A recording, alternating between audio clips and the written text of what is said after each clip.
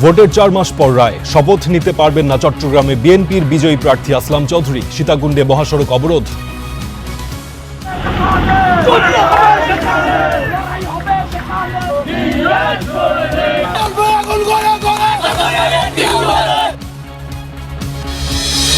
মানবতা বিরোধী অপরাধে ইনুর 10 বছর কারাদণ্ড, সন্তুষ্ট নয় প্রসিকিউশন। ওয়াসিম হত্যায় হাসান মাহমুদ, নওফেল সহ 22 জনের বিচার শুরু।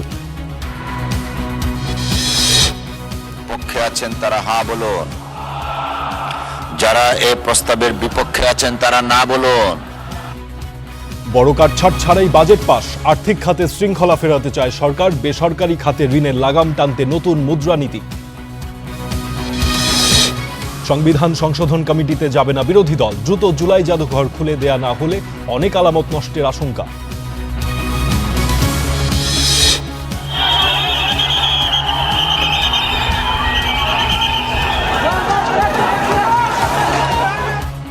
ব্রাহ্মণবাড়িয়ায় 3 দিন ধরে তুমুল সংঘর্ষ, আহত অর্ধশতাধিক। গাজীপুরে উচ্ছেদ অভিযানে হামলা শিকার বন বিভাগের কর্মকর্তা কর্মচারী। গরমে পুড়ছে ইউরোপ, ভাঙছে রেকর্ড, প্রাণহানি ছাড়িয়েছে 1300। দীর্ঘমেয়াদী ধাক্কা সামলাতে স্বাস্থ্য ব্যবস্থাকে শক্তিশালী করার পরামর্শ। এবং রাতে নকআউটে ফ্রান্সের চ্যালেঞ্জ নেবে সুইডেন। নরওয়ের প্রতিপক্ষ আইভরি কোস্ট। 2 ফেভারিটের বিদায়, ব্রাজিলের জয় উচ্ছ্বাস।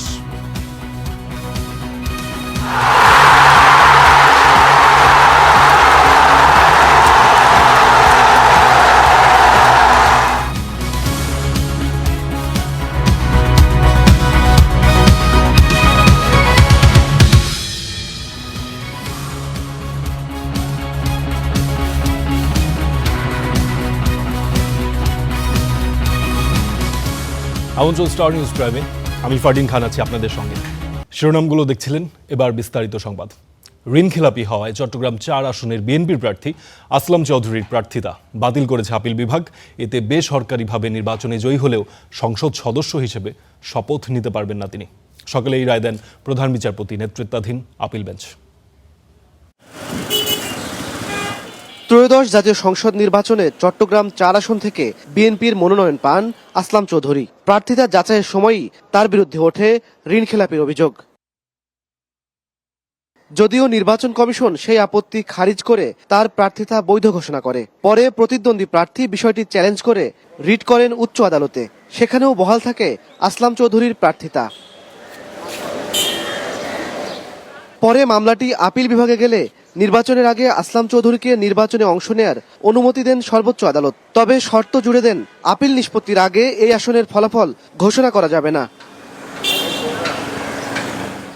সব পক্ষের শুনানি শেষে মঙ্গলবার রায়ে আপিল বিভাগ বলেন, আসলাম চৌধুরী ঋণখেলাপি, তাই বাতিল করা হয় তার প্রার্থিতা।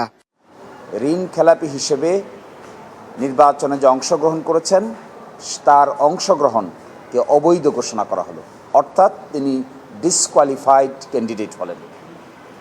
ডিসকোয়ালিফাইড ক্যান্ডিডেট হওয়ার পরে ওই আসনে কি হবে, এটা আপিল বিভাগের পূর্ণাঙ্গ রায় প্রকাশিত হলে পরে বিস্তারিত জানা যাবে।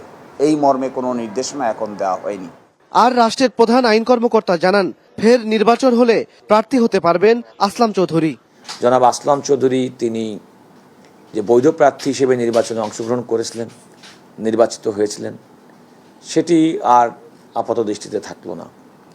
তবে আদালত যেহেতু সংক্ষিপ্ত আদেশ দিয়েছেন, এর কিছু কনসিকুয়েন্সিয়াল অর্ডার হতে পারে। আমি প্রত্যাশা করি যে জনগণ তাদের মতামত আবার প্রকাশ করার সুযোগ পাবে। তবে আপিলের পূর্ণাঙ্গ রায় প্রকাশ হবার পরই স্পষ্ট হবে চট্টগ্রাম 4 আসনের নির্বাচনের ভবিষ্যৎ। ইমন মাহমুদ, স্টার নিউজ, ঢাকা। এদিকে রায়ের প্রতিবাদে সীতাকুণ্ডে ঢাকা চট্টগ্রাম মহাসড়কের বিভিন্ন স্থানে গাছ ফেলে সড়ক অবরোধ করে বিক্ষোভ করেছেন আসলাম চৌধুরীর সমর্থকেরা। দুপুর থেকেই দফায় দফায় সড়ক অবরোধে তৈরি হয় যানজট। আসলাম চৌধুরী এক ভিডিও বার্তা দিয়েছেন, সেখানে তিনি বলেছেন, রায়ে জনগণের আশা আকাঙ্ক্ষার প্রতিফলন হয়নি। আর রায়ে সন্তোষ জানিয়েছেন আপিলকারী জামায়াতের প্রার্থী আনোয়ার সিদ্দিকী। আসলাম চৌধুরীর প্রার্থিতা বাতিল করে আপিল বিভাগের রায়ের প্রতিবাদে সীতাকুণ্ডে আস্ত গাছ ফেলে এভাবেই ঢাকা চট্টগ্রাম মহাসড়ক অবরোধ করেন তার সমর্থকরা। দুপুরের পর থেকেই কুমিরা বারবকুণ্ড সহ সীতাকুণ্ডের বিভিন্ন স্থানে দফায় দফায় সড়ক অবরোধ করে চলে বিক্ষোভ। তাতে কোথাও গাছ ফেলে, কোথাও টায়ার জ্বালিয়ে সড়কে যান চলাচল বন্ধ করে দেয়া হয়। এতে দেশের প্রধান এই মহাসড়কে তৈরি হয় দীর্ঘ যানজট। এ সময় তারা বলেন, আসলাম চৌধুরীকে দেয়া জনগণের রায় কোনোভাবেই পাল্টানো যাবে না। সীতাকুণ্ড সাধারণ জনগণ আসলাম ভাইয়ের সাথে আছে, ওনার অনেক জনপ্রিয়তা আছে এবং উনি বিপুল বুড়ে জয়যুক্ত হয়েছেন। আপিল বিভাগ যে রায় দিয়েছে, আমি আইনের প্রতি শ্রদ্ধা রেখে বলছি, যেহেতু আমরা কেউ আইনের ঊর্ধ্বে নয়, আশা করি হয়তো এরপরে ওনার হয়তো রিভিউ করার সুযোগ আছে। এক ভিডিও বার্তায় রায়ের প্রতিক্রিয়া জানান আসলাম চৌধুরীও, বলেন রায়ে জন আকাঙ্ক্ষার প্রতিফলন হয়নি। জনগণের এই বিপুল ভোটের নির্বাচনের রায়কে অ্যাপিলেট ডিভিশনের রায়ের মাধ্যমে এটা জনগণের আকাঙ্ক্ষার প্রতিফলন হয় নাই। ইতিমধ্যে আপনারা জানেন যে আমাদের যে ঋণ খেলাপির যে সংজ্ঞা ছিল, সেই সংজ্ঞা অনুসারে আমরা ওই যে প্রতিটি পর্যায়ে বৈধ হয়েছে। রায়ে সন্তোষ জানিয়েছেন আসলাম চৌধুরীর প্রার্থিতার বৈধতা নিয়ে আপিলকারী জামায়াতের ওই আসনের প্রার্থী আনোয়ার সিদ্দিকী। নির্বাচন মাধ্যমে একটা রায় এসেছে, এর পরবর্তী পর্যায়ে আদালত যেটা রায় দেয় আমরা সেটার প্রতি অবশ্যই শ্রদ্ধাশীল। আমরা এর চাইতে বেশি কিছু, যেহেতু পূর্ণাঙ্গ এখনো কোনো রায় আসেনি, সেহেতু আমাদের বলা কিছুই নেই। গত 12 ফেব্রুয়ারি অনুষ্ঠিত ত্রয়োদশ জাতীয় নির্বাচনে 51,790 ভোটের ব্যবধানে জয় পান আসলাম চৌধুরী। তবে ঋণখেলাপি হওয়ায় ওই আসনের ফলাফল ও তার শপথ গ্রহণ স্থগিত রাখে আদালত। রুকনউদ্দিন, স্টার নিউজ, চট্টগ্রাম। তাই এলো ইনোভার, যেন আপনি লাইফে থাকেন রেডি প্রতিদিন। Innova, designed for now. মানবতা বিরোধী অপরাধের মামলার 3 অভিযোগে 10 বছর করে কারাদণ্ড হয়েছে জাসদ নেতা হাসানুল হক ইনুর। কুষ্টিয়ায় 6 হত্যাসহ 5 অভিযোগ থেকে তাকে অব্যাহতি দিয়েছে ট্রাইব্যুনাল। তবে এই রায়ে সন্তুষ্ট নয় প্রসিকিউশন। জুলাই আন্দোলন দমনে শেখ হাসিনাকে কারফিউ জারি, মারণাস্ত্র প্রয়োগ সহ নানা উস্কানি দেয় অভিযুক্ত জাসদ সভাপতি হাসানুল হক ইনু। 5 আগস্ট সরকার পতনের পর তার বিরুদ্ধে কুষ্টিয়ায় 6 জনকে হত্যাসহ 8টি অভিযোগ আনে প্রসিকিউশন।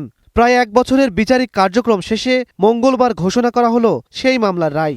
1 লক্ষ টাকা ক্ষতিপূরণ সহ 10 বছরের সশ্রম কারাদণ্ড। রায়ে 8 অভিযোগে কুষ্টিয়ায় 6 হত্যাসহ 5টি থেকে খালাস পেয়েছেন এই জাসদ নেতা। তবে ভিডিও দেখে আন্দোলনকারীদের আটকের নির্দেশ, নির্যাতনের বৈধতা দিতে জামাত নিষিদ্ধের প্ররোচনা ও আন্দোলন দমনে শেখ হাসিনাকে মারণাস্ত্র ব্যবহারের পরামর্শ দেয়াই হয়েছে 10 বছর করে কারাদণ্ড।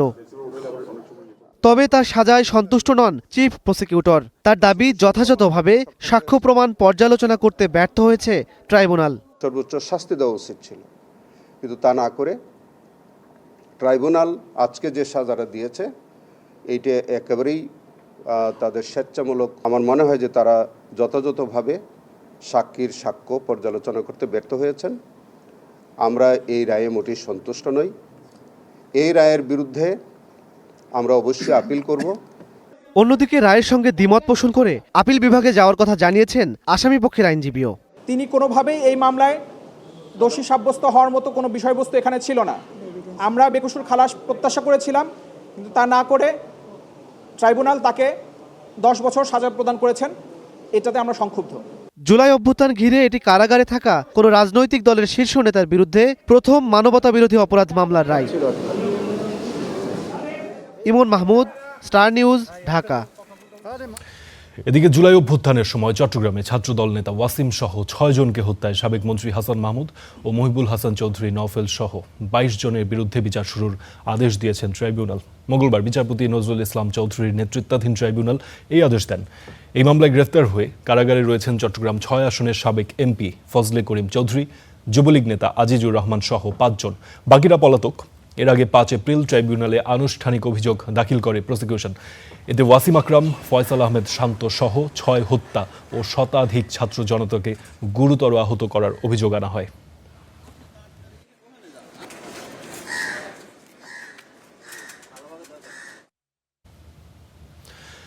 স্থিতিশীল অর্থনীতির পাশাপাশি বিনিয়োগ ও কর্মসংস্থান বাড়ানোর লক্ষ্যে সংসদে পাশ হলো আগামী অর্থ বছরের বাজেট। দীর্ঘ প্রায় 20 বছর পর বিএনপি নেতৃত্বাধীন সরকারের এই বাজেট কার্যকর হচ্ছে আগামীকাল থেকে। আয় ব্যয়ের হিসাব মেলানো ছাড়াও এতে নতুন অর্থ বছরের অর্থনৈতিক রূপরেখা দেওয়ার চেষ্টা করেছেন অর্থমন্ত্রী। গত ১১ জুন জাতীয় সংসদে বাজেট প্রস্তাব উপস্থাপন করেন অর্থমন্ত্রী আমির খসরু মাহমুদ চৌধুরী। প্রায় ৩ সপ্তাহ ধরে সংসদ সদস্যদের আলোচনার পর মঙ্গলবার ২০২৬ সালের নির্দিষ্টকরণ বিল কণ্ঠভোটে পাশ হয়। এর আগে সোমবার পাশ হয় অর্থ বিল। ১ জুলাই থেকে কার্যকর হবে নতুন বাজেট। ২০২৬-২৭ অর্থবছর প্রস্তাবিত বাজেট এই মহান সংসদে নতুন অর্থ বছরের জন্য বাজেটে মোট ব্যয় ধরা হয়েছে ৯,৩৮,০০০ কোটি টাকা। বার্ষিক মূল্যস্ফীতি ৭.৫% নামিয়ে আনা এবং জিডিপি প্রবৃদ্ধি ৬.৬% উন্নীত করার লক্ষ্য নির্ধারণ করেছে সরকার। বাজেটে মোট রাজস্ব আদায়ের লক্ষ্যমাত্রা রাখা হয়েছে ৬,৯৫,০০০ কোটি টাকা। এর মধ্যে জাতীয় রাজস্ব বোর্ডের মাধ্যমে আদায়ের লক্ষ্য ৬,০৪,০০০ কোটি টাকা। উন্নয়ন কর্মকাণ্ড বাস্তবায়নে বার্ষিক উন্নয়ন কর্মসূচি বা এডিপির আকার নির্ধারণ করা হয়েছে ৩ লাখ কোটি টাকা। আর বাজেটে ঘাটতি আছে ২,৪৩,০০০ কোটি টাকা। এই ঘাটতি পূরণে অভ্যন্তরীণ ঋণের মধ্যে সবচেয়ে বেশি ১,১২,০০০ কোটি টাকা নেওয়া হবে ব্যাংক খাত থেকে। নির্দিষ্টকরণ বিল ২০২৬ সংসদে পাশ করা হোক। যারা এই প্রস্তাবের পক্ষে আছেন তারা হ্যাঁ বলুন, যারা এই প্রস্তাবের বিপক্ষে আছেন তারা না বলুন। আমার মনে হয় হ্যাঁ জয়যুক্ত হয়েছে, হ্যাঁ জয়যুক্ত হয়েছে, হ্যাঁ জয়যুক্ত হয়েছে। অতএব নির্দিষ্টকরণ বিল ২০২৬ সংসদে পাশ হলো। বাজেটের উপর বিভিন্ন মন্ত্রণালয় বিভাগের ৫৯টি মঞ্জুরি দাবির বিপরীতে বিরোধী দল ছাঁটাই প্রস্তাব আনে। কয়েকটি প্রস্তাবের উপর আলোচনা হলেও শেষ পর্যন্ত সব প্রস্তাবই কণ্ঠভোটে নাকচ হয়ে যায়। এ সময় অর্থমন্ত্রী আমির খসরু মাহমুদ চৌধুরী বলেন, অতীতে আর্থিক খাতে যে বিশৃঙ্খলা ও অনিয়ম তৈরি হয়েছিল তা নিরসনে সরকার ইতোমধ্যে প্রয়োজনীয় ব্যবস্থা নিয়েছে। আমি নিশ্চিত করে বলতে চাই, আর্থিক খাতে যে বিশৃঙ্খলা হয়েছে এটা বন্ধ করার জন্য সমস্ত প্রয়োজনীয় পদক্ষেপ আমরা নিয়েছি এবং এই ধারা অব্যাহত থাকবে। করমুক্ত আয়সীমা বাড়ানো, ব্যাংক হিসাব খুলতে টিআইএন বাধ্যতামূলক করার বিধান শিথিল এবং কালো টাকা সাদা করার সুযোগ বাতিল করা সহ বাজেটে বেশ কয়েকটি গুরুত্বপূর্ণ পরিবর্তনও আনা হয়েছে। Munnaf Rashid, star news, Dhaka. Budget অধিবেশনের শেষ দিনে বাকযুদ্ধে সরকার ও বিরোধী দল। অভিযোগের জবাবে স্বরাষ্ট্রমন্ত্রী দাবি করেন, ধর্ষণ ছাড়া বাকি সব অপরাধ কমেছে। আইনশৃঙ্খলা নিয়ন্ত্রণে সবার সহযোগিতাও চেয়েছেন তিনি। আর এই বাজেটকে আন্তর্জাতিক অঙ্গনে নিজেদের অবস্থান সুদৃঢ় করার কৌশলগত বিনিয়োগ হিসেবে দেখছেন পররাষ্ট্রমন্ত্রী। যারা এই প্রস্তাবের পক্ষে আছেন তারা হ্যাঁ বলুন, যারা এই প্রস্তাবের বিপক্ষে আছেন তারা না বলুন। বাজেট অধিবেশনের শেষ দিন ব্যয় সম্পর্কিত মঞ্জুরি দাবি পাশ নিয়ে সকালের সেশনে বাকযুদ্ধে সরকার ও বিরোধী দল। If you fail to plan then you plan to fail. এখানে পরিকল্পনা সুস্পষ্ট অভাব রয়েছে। মানুষ স্পিকার, ওনারা কিন্তু পোশাক পরিহিত আইনজীবী হায়ার করে এনে উপস্থাপন করতে। আমি দেখেছি ব্যান্ড, ওনারা এখনো ব্যান্ড আছে। স্বতন্ত্র প্রার্থী রুমিন ফারহান আর করা সমালোচনায় উত্তাপ বাড়ে আরো। অপরাধের চিত্র তুলে ধরে প্রশ্নে তীর ছুঁড়েন স্বরাষ্ট্রমন্ত্রীর দিকে। স্বরাষ্ট্রমন্ত্রী যখন বক্তব্য দেন সারা দেশ মুগ্ধ হয়ে শুনে, কিন্তু ওনার এই মুগ্ধতা যদি উনি ওনার মন্ত্রণালয়ে ছড়িয়ে দিতে পারতেন এবং তার মন্ত্রণালয়ের কাজের মাধ্যমে, তাহলে আর এটি ছাঁটাই করে ১ টাকা করার প্রস্তাব আমি রাখতাম না। জবাবে স্বরাষ্ট্রমন্ত্রী দাবি করেন, গেল কয়েক মাসে ধর্ষণ ছাড়া বাকি অপরাধ কমেছে। এছাড়া আইনশৃঙ্খলা নিয়ন্ত্রণে সবার সহযোগিতাও চান তিনি। আইনশৃঙ্খলা পরিস্থিতির উন্নয়ন করার জন্য গ্রাম পুলিশ থেকে শুরু করে আইজিপি পর্যন্ত সবাই কাজ করে, পলিটিশিয়ানরা তার উপরে মন্ত্রণালয়। কিন্তু জনগণের প্রত্যক্ষ সহযোগিতা ছাড়া কোনো দেশে আইনশৃঙ্খলা পরিস্থিতি উন্নয়ন হয় না। আমরা সংসদে যেভাবে সবাই আলোচনার মাধ্যমে কোঅপারেশনটা পাচ্ছি, আশা করি আপনারা সবাই সংসদের বাইরেও আইনশৃঙ্খলা পরিস্থিতি উন্নয়নের জন্য সেই কোঅপারেশনটা বজায় রাখবেন।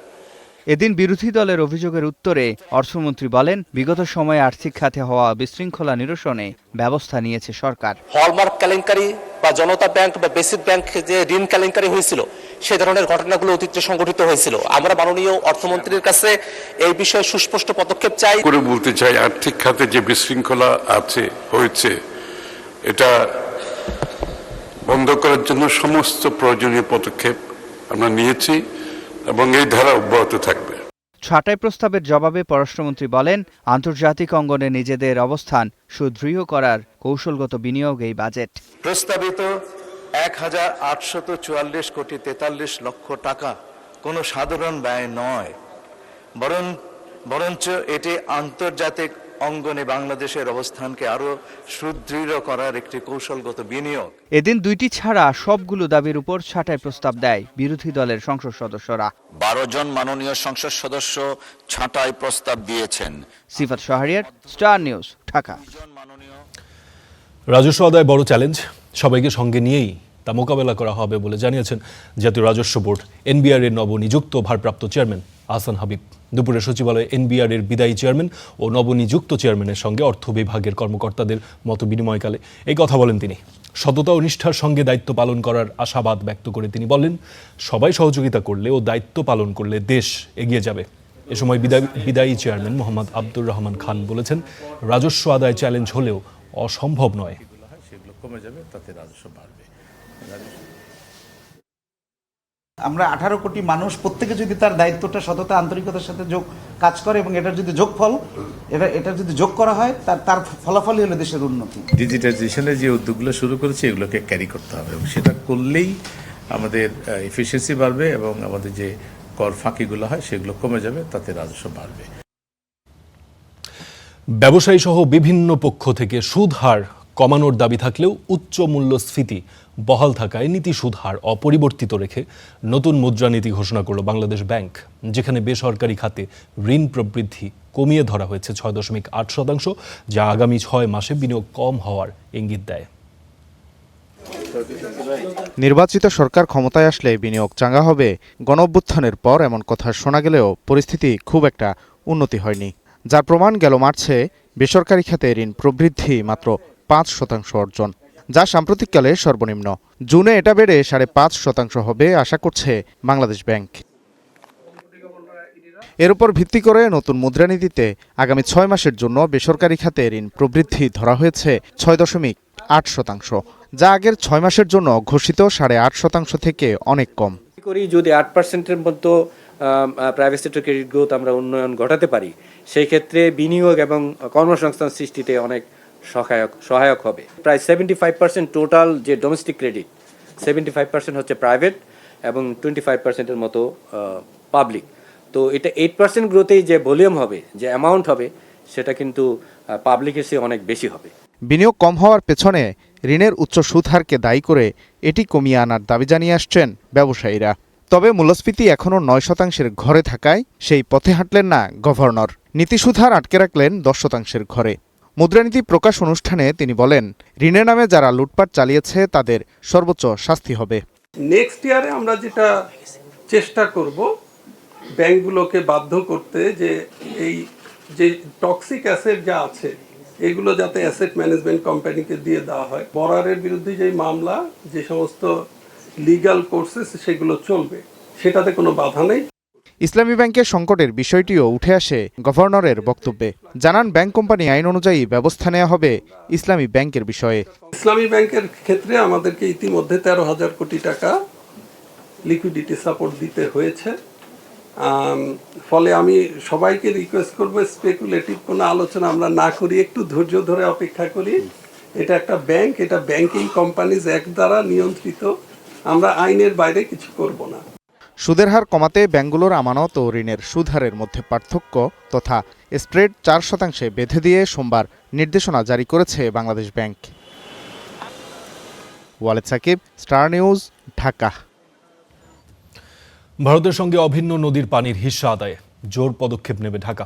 পাশাপাশি তিস্তা প্রকল্পে চীনের অর্থায়নে দিল্লির উদ্বেগের কারণ দেখছেন না প্রধানমন্ত্রীর তথ্য উপদেষ্টা। তিনি জানিয়েছেন, মিয়ানমার করিডোরও আছে বিবেচনাধীন। দুপুরে সচিবালয়ে এক ব্রিফিংয়ে এসব কথা বলেন তিনি। প্রধানমন্ত্রী তারেক রহমানের চীন সফরের পর আলোচনায় মিয়ানমার করিডোর, একই সঙ্গে তিস্তা মহাপরিকল্পনা বাস্তবায়নে চীন সরকারের সহযোগিতা নিয়েও আশাবাদী ঢাকা। তথ্য অধিদপ্তরে আয়োজিত সংবাদ সম্মেলনে তথ্য উপদেষ্টা জানান, পানির ন্যায্য হিস্সা আদায়ে জোরদার ভূমিকা নেবে সরকার। সেক্ষেত্রে তিস্তা মহাপরিকল্পনা বাস্তবায়নে ভারতের উদ্বেগের কিছু দেখছেন না তিনি। বাংলাদেশ অন্য কোনো দেশের, অন্য যে কোনো দেশ, আমি কোনো দেশের নাম বলছি না, এনি কান্ট্রি, তার সিকিউরিটি সহ অন্যান্য যেসব সেন্সিটিভ বিষয় আছে সেগুলোর ব্যাপারেও সে মাথায় রাখবে। আবার অন্য দেশকেও বাংলাদেশের ব্যাপারে সেভাবে মাথায় রাখতে হবে। সে কারণেই আমি মনে করি বাংলাদেশের কোনো পদক্ষেপ সেটা কোনো দেশে কনসার্ন হওয়ার ব্যাপার নেই। এ সময় সড়ক পথে মিয়ানমার হয়ে চীনের সঙ্গে কানেক্টিভিটি ইস্যুতে তথ্য উপদেষ্টা বলেন, অর্থনৈতিকভাবে গুরুত্বপূর্ণ এ প্রস্তাবে দেশের স্বার্থ বিবেচনায় পদক্ষেপ নেবে সরকার। যে কোনো কানেক্টিভিটি যদি, এটা খুবই গুরুত্বপূর্ণ, যদি আমাদের রাষ্ট্রের স্বার্থ রক্ষা করে করা যায় সেই কানেক্টিভিটি আমরা চাইব। মিয়ানমার হয়ে যে কানেক্টিভিটির কথা বলা হচ্ছে, যে করিডোরের কথা বলা হচ্ছে, সেটা এখন অনেকগুলো ভ্যারিয়েবলস আছে। আমরা আমাদের জন্য কেমন হবে, মিয়ানমারের পলিটিক্যাল অবস্থা খুব শান্ত না, অনেকগুলো ব্যাপার আছে। সো এই জিনিসগুলো এখন যাচাই বাছাই হবে। আদালতের নিষেধাজ্ঞা সত্ত্বেও শেখ হাসিনার বক্তব্য গণমাধ্যমে প্রচার নিয়ে উদ্বেগ প্রকাশ করেন তথ্য উপদেষ্টা।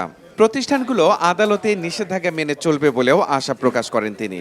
তার বক্তব্য প্রচার করা যাবে না এরকম আদালতের নিষেধাজ্ঞা আছে। আমরা প্রাথমিকভাবে এই আহ্বান জানাই, এটা ইনফ্যাক্ট আমরা ফর্মালিও জানাবো, এটা নিয়ে আমার কথা হয়েছে, তারা যেন এই কাজটা না করেন। এ সময় সমসাময়িক নানা ইস্যুতে সাংবাদিকদের প্রশ্নের জবাব দেন ডাক্তার জাহিদুর রহমান। বলছি না যেটা একদম শূন্য। মাহাদি হাসান, স্টার নিউজ, ঢাকা। ৭১-এর মীমাংসিত বিষয়কে টেনে সরকার জাতিকে বিভক্ত করতে চায়, এই অভিযোগ জামায়াতের। যারা আধিপত্যবাদের সঙ্গে আতাত করে দেশ চালাতে চায় তাদের রুখে দেওয়ার হুঁশিয়ারিও দিয়েছেন দলটির নেতারা।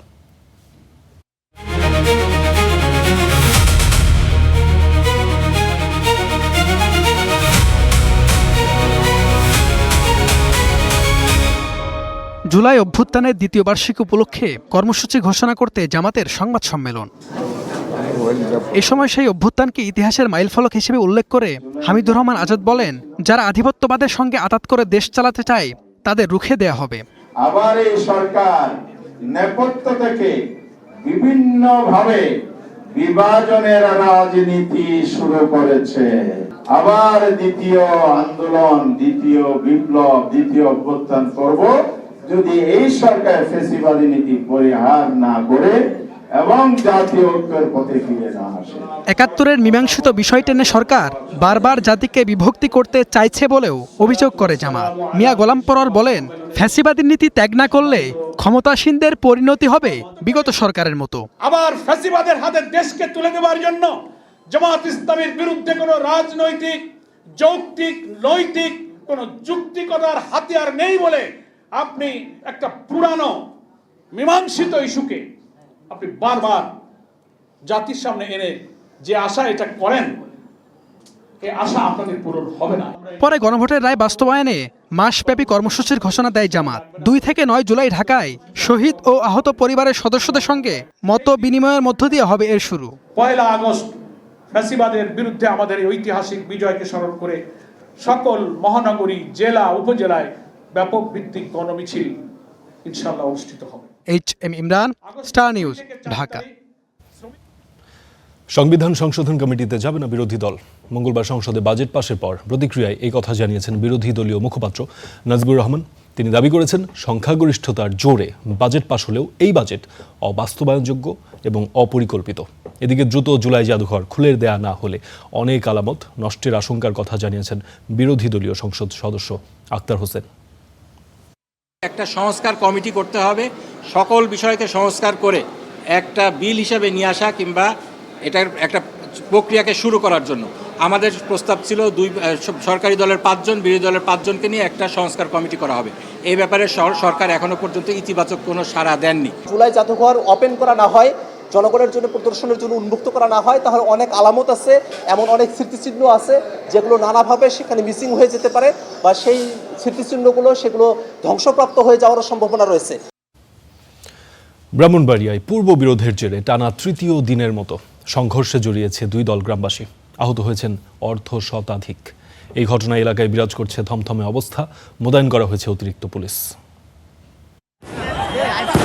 টানা তৃতীয় দিনের মতো সংঘর্ষে 2 দল গ্রামবাসী ট্যাটা, বল্লমসহ দেশীয় অস্ত্র নিয়ে এক পক্ষ হামলে পড়ছে অন্য পক্ষের ওপর। পুলিশ জানায়, ব্রাহ্মণবাড়িয়ার সরাইলের সূর্যকান্দি ও ধরন্দি গ্রামের মধ্যে দীর্ঘদিন ধরে বিরোধ চলছিল। এর জেরে রোববার রাতে টর্চ লাইট জ্বালিয়ে সংঘর্ষে জড়ায় 2 গ্রামের লোকজন। এতে একজন নিহত এবং 20 জন আহত হন। পরদিন নিহত ব্যক্তির জানাজা শেষে আবারও শুরু হয় সংঘাত। প্রায় 3 ঘন্টা ধরে চলা এই সংঘর্ষে পুলিশ সহ অন্তত 25 জন আহত হন।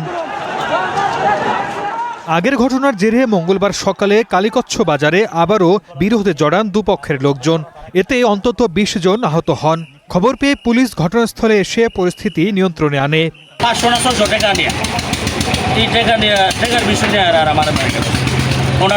পরিস্থিতি নিয়ন্ত্রণে আনতে কিছু সাউন্ড গ্রেনেড চার্জ করতে হয়েছে। এখন পর্যন্ত কোনো মামলা রুজু হয়নি, আমরা লিখিত কোনো অভিযোগ পাইনি। অভিযোগ পাওয়া মাত্রই আমরা ব্যবস্থা গ্রহণ করব। আইনশৃঙ্খলা পরিস্থিতি স্বাভাবিক রাখতে এলাকায় মোতায়েন করা হয়েছে অতিরিক্ত police. Desk report, star news. 2 July থেকে শুরু হচ্ছে এইচএসসি পরীক্ষা। দুর্যোগে এক জায়গায় ব্যাহত হলে সারা দেশেই স্থগিত থাকবে ওই পরীক্ষা। স্টার নিউজকে এই কথা জানিয়েছেন আন্তঃশিক্ষা বোর্ড সমন্বয়ক কমিটি। ফরহাদ বিন নূর রিপোর্ট করেছেন। 5 বছর পর পূর্ণাঙ্গ সিলেবাসে হতে যাচ্ছে এইচএসসি ও সমমানের পরীক্ষা। এতে 9টি সাধারণ শিক্ষা বোর্ডের অধীনে সারা দেশে পরীক্ষা নেওয়া হবে অভিন্ন প্রশ্নে। নকল অনিয়ম ঠেকাতে সব পরীক্ষা কেন্দ্রে থাকছে সিসিটিভি ক্যামেরা, বডি ক্যাম সহ মোতায়েন থাকবে পুলিশ। কেন্দ্রগুলোতে সম্পন্ন হয়েছে প্রয়োজনীয় প্রস্তুতি। বডি ক্যাম থাকলে আসলে কোন ধরনের সমস্যা হতে পারে শিক্ষার্থীদের ক্ষেত্রে, তো সেই ধরনের এর আগে আমাদের কোনো অভিজ্ঞতা নেই। তো ফলে আসলেই এটা আসলে শিক্ষার্থী হিসেবে একটু অস্বস্তির আর কি। আমরা আশাবাদ ব্যক্ত করছি অতিরিক্ত সহজ কিংবা অতিরিক্ত কঠিন কোনো প্রশ্ন হবে না, একটি সুন্দর একটি সাবলীল প্রশ্ন হবে। শিক্ষাবিদরা বলছেন অভিন্ন প্রশ্নপত্রের মান ও ভারসাম্য নিশ্চিত করতে হবে। একই ধরনের প্রশ্ন হচ্ছে, এটা ভালো উদ্যোগ, ঠিক আছে, কিন্তু শহরের ম্যাক্সিমাম স্কুল কলেজে যে ফেসিলিটিগুলো আছে, যে মাপের প্রশ্ন করা হয়, এই একই ধরনের স্ট্যান্ডার্ডের প্রশ্ন যদি করা হয় অন্যান্য জায়গায়, তাদেরকে কি সেই ল্যাব আছে, তাদেরকে কি সেই শিক্ষক ওই মানের ছিল, ওইটা কি তাদেরকে পড়ানো হয়েছে, ওই টেস্টটা কি তাদেরকে করানো হয়েছে? তো এখন এই জায়গাগুলো কিন্তু খেয়াল রাখা লাগবে যে প্রশ্ন করার আগে, অর্থাৎ কেউ যাতে বঞ্চিত না হয়। আন্তঃশিক্ষা বোর্ড সমন্বয় কমিটির সভাপতি জানান, কোনো এলাকায় প্রাকৃতিক দুর্যোগের কারণে পরীক্ষা গ্রহণের সমস্যা হলে সেদিন সারা দেশের পরীক্ষায় স্থগিত করা হবে। একটা ব্যক্তি কোনো কারণে দুর্ঘটনা ঘটিয়ে সে সময় মতো কেন্দ্রে যেতে পারেনি, তো সেটা লোকাল প্রশাসন যদি ইচ্ছা করে এবং যদি যৌক্তিক মনে করে, তাহলে তাকে একটু স্পেস দিয়ে পরীক্ষাটা নিতে পারে। কোনো একটা বিভাগে বড় ধরনের ডিজাস্টার আসলে টোটাল পরীক্ষাটাকে পোস্টপোন করে অ্যানাদার একটা ডেতে আবার সারা দেশে পরীক্ষার আয়োজন করা, এটাকে আমরা বেটার মনে করছি। গত বছরের তুলনায় এবার পরীক্ষার্থী বেড়েছে 19,000-এর বেশি। মোট পরীক্ষার্থী 12,70,583। সারা দেশে পরীক্ষা কেন্দ্র রয়েছে 2,997টি। ফরহাদ বিন নূর, স্টার নিউজ, ঢাকা। জিয়াউদ্দান সড়কে বসলো 4টি এআই ক্যামেরা। এখন থেকে ওই সড়কে গাড়ির গতি 40 কিলোমিটারের বেশি হলেই দেয়া হবে মামলা। এছাড়া পুলিশের একার পক্ষে অটোরিকশা নিয়ন্ত্রণ সম্ভব নয় বলে জানিয়েছেন ডিএমপি কমিশনার। দুর্ঘটনা কমিয়ে ঢাকার ট্রাফিক ব্যবস্থাকে সুশৃঙ্খল করতে আধুনিক আর্টিফিশিয়াল ইন্টেলিজেন্স বা এআই প্রযুক্তির ব্যবহার করছে ডিএমপির ট্রাফিক বিভাগ। তার অংশ হিসেবে জিয়াউদ্দান বা লেক রোডে 4টি নতুন এআই ক্যামেরা স্থাপন করা হয়েছে। আর সেই প্রযুক্তিগত সংযুক্তির উদ্বোধন করেন ডিএমপি কমিশনার। বলেন, এই প্রযুক্তি ব্যবহারের ফলে সড়কে শৃঙ্খলা ফিরছে।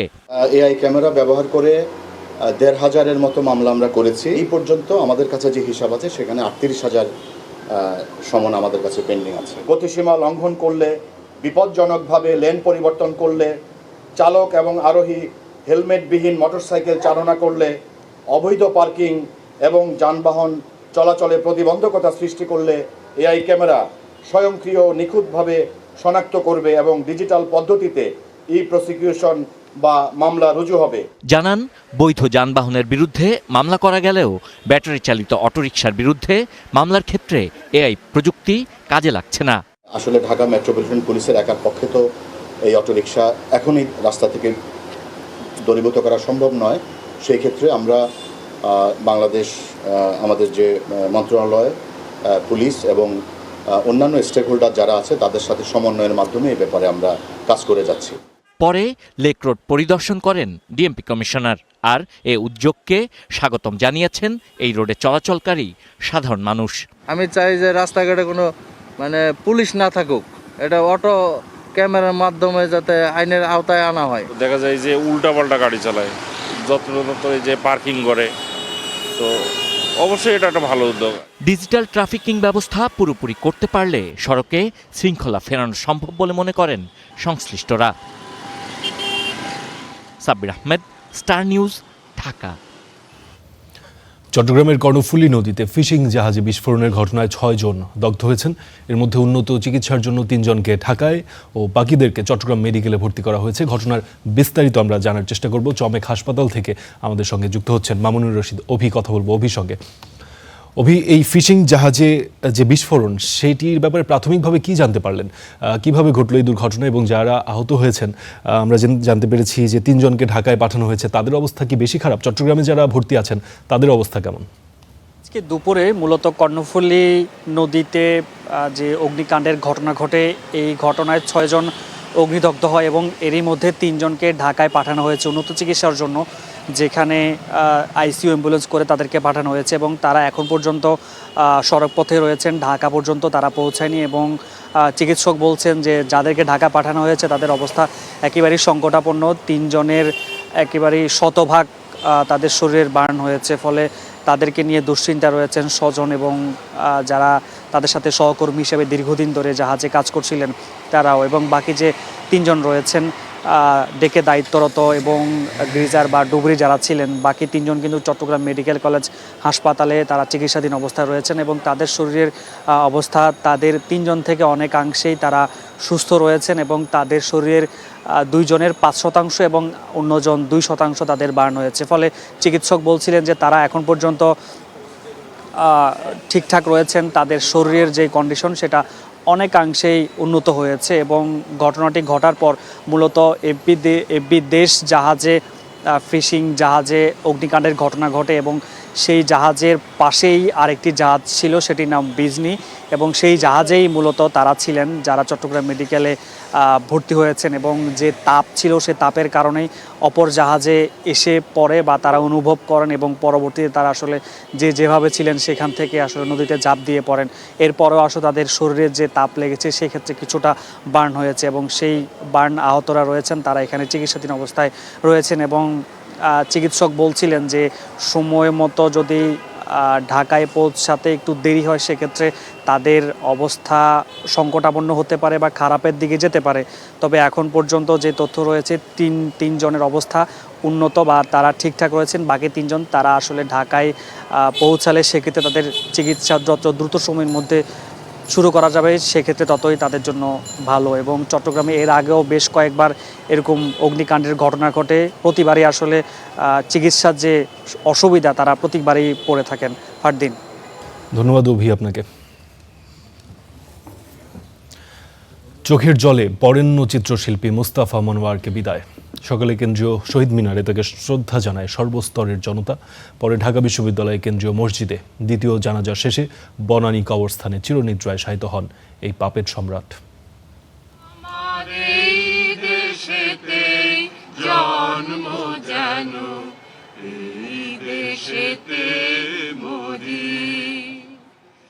সমবেত কণ্ঠে দেশাত্মবোধক গান, এভাবেই সুরের আবহে শেষ বিদায় জানানো হলো মুস্তাফা মনোয়ারকে। বাংলাদেশ টেলিভিশন প্রাঙ্গণে অনুষ্ঠিত হয় মুস্তাফা মনোয়ারের প্রথম জানাজা। দীর্ঘ কর্মজীবনের স্মৃতি বিজড়িত এই প্রাঙ্গণে সহকর্মী, গুণগ্রাহী ও সংস্কৃতি অঙ্গনের মানুষের অংশগ্রহণে সম্পন্ন হয় জানাজার আনুষ্ঠানিকতা। যেখানেই যখন দায়িত্ব এবং নেতৃত্ব পালন করেছেন সেখানেই তার কর্মের এবং তার আন্তরিকতার এবং তার দক্ষতা, যোগ্যতা এবং সর্বোপরি একটা মননশীলতার ছাপ সকলের কাছে তিনি রেখে যেতে পেরেছেন। পরে তার মরদেহ নেওয়া হয় কেন্দ্রীয় শহীদ মিনারে। চলে সর্বস্তরের মানুষের শ্রদ্ধা নিবেদন। সরকারের পক্ষ থেকে দেওয়া হয় গার্ড অফ অনার। পাঠ দেওয়ার জন্য তার যে নিজেকে নিয়োজিত করা নিঃস্বার্থভাবে, এটার কোনো তুলনা হয় না। বিনয়ী, সদা হাস্যময় মানুষ। আমাদের মাঝে উনি থাকবে না শারীরিকভাবে, কিন্তু মানসিকভাবে আমরা ওনাকে ধারণ করে চলব। তার শিল্পচর্চায় অনুপ্রাণিত নতুন প্রজন্ম। মুস্তাফা মনোয়ারের সৃজনশীলতা, সাংস্কৃতিক নেতৃত্ব এবং শিল্প ভাবনাকে স্মরণ করেন সাংস্কৃতিক অঙ্গনের সহকর্মীরা। Mazharul Tamim, star news.